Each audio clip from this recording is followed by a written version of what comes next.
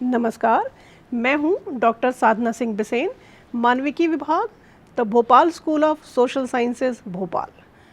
स्नातक आधार पाठ्यक्रम हिंदी के हिंदी भाषा और नैतिक मूल्य नामक पुस्तक के पंचम इकाई में वर्णित आत्मकथा सादगी के विषय में आज मैं अपना व्याख्यान देने जा रही हूँ।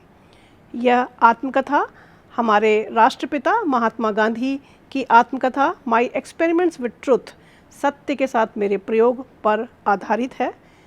इस आत्मकथा में गांधी जी के कुछ जीवन के अनछुए परंतु महत्वपूर्ण पहलुओं के विषय में बताया गया है। जैसा कि आप जानते हैं, गांधी जी न केवल हमारे राष्ट्रपिता थे, बल्कि वे अपने जीवन के अनुकरणीय आदर्शों की वजह से हमारे लिए आज भी श्रद्धेय हैं। इस पाठ में गांधी जी की आत्मकथा के कुछ अंशों को ही लिया गया है। इस पाठ के माध्यम से आप न केवल गांधी जी का जीवन परिचय जान सकेंगे, बल्कि उन अनछुए पहलुओं के विषय में भी जानेंगे। जो दो प्रमुख अनछुए पहलू हैं, उनमें एक है स्वावलंबन और दूसरा है मितव्ययिता। जैसा कि ये दोनों गुण स्वावलंबन और मितव्ययिता एक दूसरे पर आश्रित हैं। यदि कोई व्यक्ति स्वावलंबी है, यानी अपना कार्य खुद करता है, उस पर दूसरों की निर्भरता कम है, तो वो स्वयमेव मितव्ययी कहलाएगा। अब आते हैं गांधी जी के जीवन परिचय के विषय में। गांधी जी का पूरा नाम मोहनदास करमचंद गांधी था। उनका जन्म गुजरात के पोरबंदर नामक स्थान पर हुआ था। इनके पिता करमचंद गांधी पोरबंदर के दीवान थे, जबकि माता पुतलीबाई एक सामान्य धार्मिक महिला थीं। परंतु गांधी जी के जीवन पर इनकी माता का विशेष प्रभाव पड़ा और वे जीवन पर्यंत उनसे प्रभावित रहे। माता पिता द्वारा दिए गए संस्कार जीवन भर उनके साथ रहे। इसके अतिरिक्त गांधी जी ने शुरू से ही अपने जीवन में एक विशेष प्रकार का आदर्श अपने लिए स्थापित किया था और वे पूरा प्रयास करते थे कि वो उन आदर्शों पर यथासंभव चलें और तभी वो दूसरों के लिए एक उदाहरण पेश कर सकें। इसके अतिरिक्त गांधी जी ने गुजरात के भावनगर के सामलदास कॉलेज में प्रवेश लिया। वहीं से उन्होंने डिग्री प्राप्त की और वे लंदन चले गए। लंदन में उन्होंने बैरिस्ट्री की डिग्री प्राप्त की और भारत वापस आए। जैसा कि आप जानते हैं, उस समय के अधिकांश राजनीतिज्ञों के पास कानून की डिग्री थी। इस कानून की उपाधि से उन्हें बहुत लाभ भी हुआ, क्योंकि वे अपने अधिकारों के प्रति सचेत हो गए। इसके अतिरिक्त गांधी जी का बाल विवाह हुआ था जब उनकी उम्र मात्र 13 वर्ष थी और उनकी पत्नी कस्तूरबा की उम्र मात्र 14 वर्ष थी।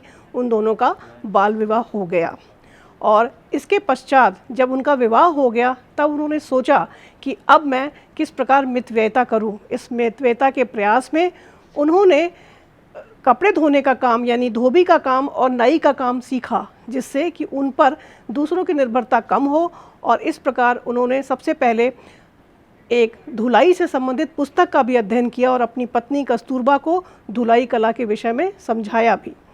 इन सब चीज़ों के अतिरिक्त उन्होंने अपने जीवन में मितव्ययिता का बहुत बड़ा प्रभाव देखा और इसी कारण उन्होंने अपनी हर चीज़ में मितव्ययिता बरती और अपने पास न्यूनतम सामग्री के साथ जीवन यापन वे करते रहे। और इस प्रकार उन्होंने अन्य लोगों के सामने एक उदाहरण भी पेश किया कि किस प्रकार हमें मितव्ययिता को अपनाना चाहिए। इसी तारतम्य में एक बहुत ही रोचक प्रसंग भी आता है जो उनकी आत्मकथा में वर्णित है कि किस प्रकार एक बार उन्होंने उनकी कॉलर पर, उनकी कमीज़ की कॉलर पर ज़्यादा माड़ यानी राइस वाटर, चावल का पानी लग गया और इस्त्री यानी प्रेस वो पूरी तरह गीली होने के कारण वो इस पर प्रेस नहीं कर पाए और ऐसी ही कमीज पहन के वे कचहरी यानी कोर्ट चले गए। वहाँ इनका बहुत मजाक बना। क्यों? क्योंकि उनकी कॉलर के ऊपर से वो माड़ पूरी तरह से झड़ रहा था।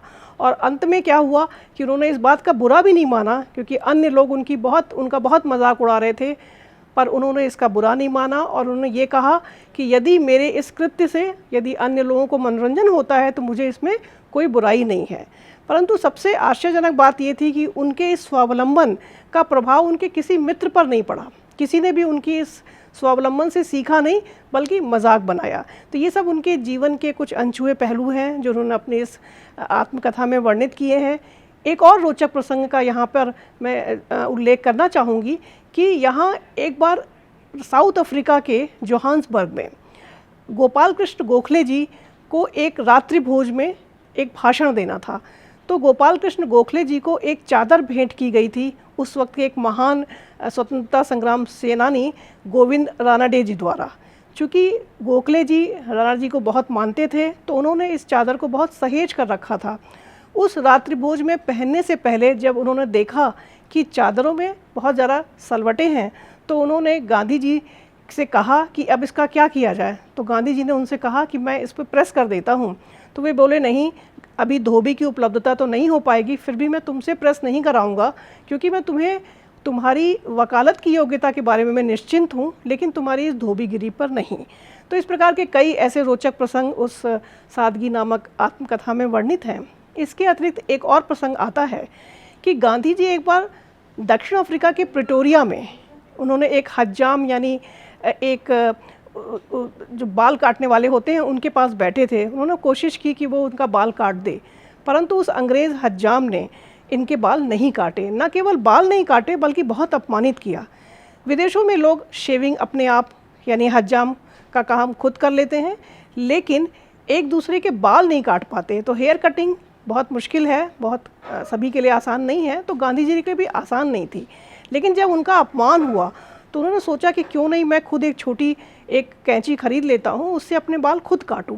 तो उन्होंने अपने बाल खुद काटे, परंतु इस तारतम्य में हुआ क्या कि उन्होंने बाल तो काट लिए, आगे के बाल कट गए परंतु पीछे के बाल नहीं कट पाए और इस कारण उनका बहुत मजाक बना।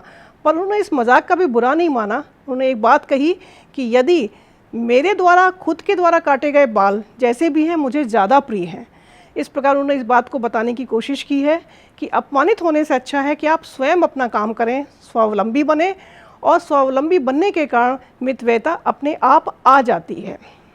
इसी प्रकार के अन्य कई रोचक प्रसंगों के बीच में एक बात पूरी तरह से साबित होती है कि उन्होंने इस बात को बहुत गहराई से लिया कि किस प्रकार रंग भेद की नीति इतनी गहरी है, और उन्होंने इस बात का बहुत बार सामना दक्षिण अफ्रीका में किया और यही कारण रहा कि उन्होंने कभी भी किसी भी प्रकार के रंग भेद या अन्य किसी भी प्रकार के भेद का हमेशा विरोध किया और इस बात को उन्होंने बताया। और खुद से भी उनको कभी कोई रोष नहीं रहा, क्योंकि वो खुद स्वीकार करते हैं।